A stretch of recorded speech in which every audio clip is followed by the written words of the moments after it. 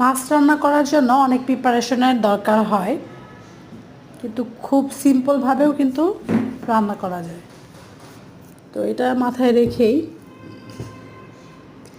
পেঁয়াজ কাঁচামরিচ কেটে রান্না শুরু করলাম।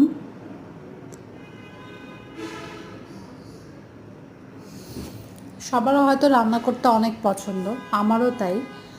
বাট আমি সারাদিন কাজ করে সেহরির জন্য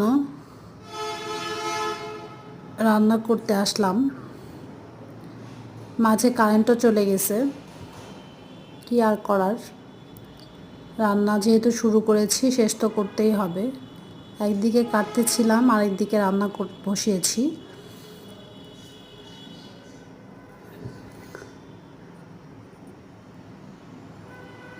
তো পেঁয়াজ মরিচ কিছুটা ভুনার পর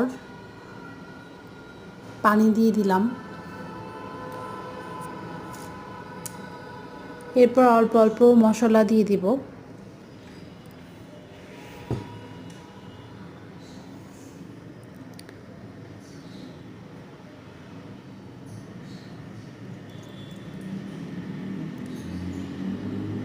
মশলার পরিমাণ আসলে বাড়িয়ে কমিয়ে দিলেই হয় মাছ সবজি অনুযায়ী। তো আমি একটু দারচিনি কেটে দিলাম, ভেঙে দিলাম।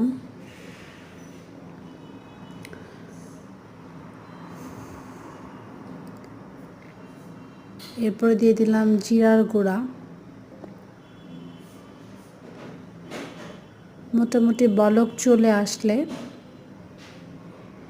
তাতে মাছগুলো দিয়ে দিব। রসুন দিয়ে দেওয়া হয়েছিল আগেই, একটু আদার গুঁড়া দিয়ে দিলেও ভালো হয়।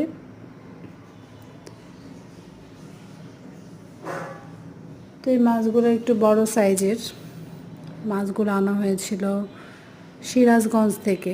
মাছের সাইজটা বড় ছিল, বাট আমার দেখার সৌভাগ্য হয় নাই। বাসায় আসতে আসতে মাছগুলো কেটে ফেলা হয়েছে।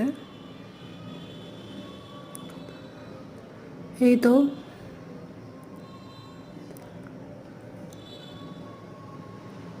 নদীর মাছ বসিয়ে দিলাম চুলাতে, একটা সময় হয়ে যাবে।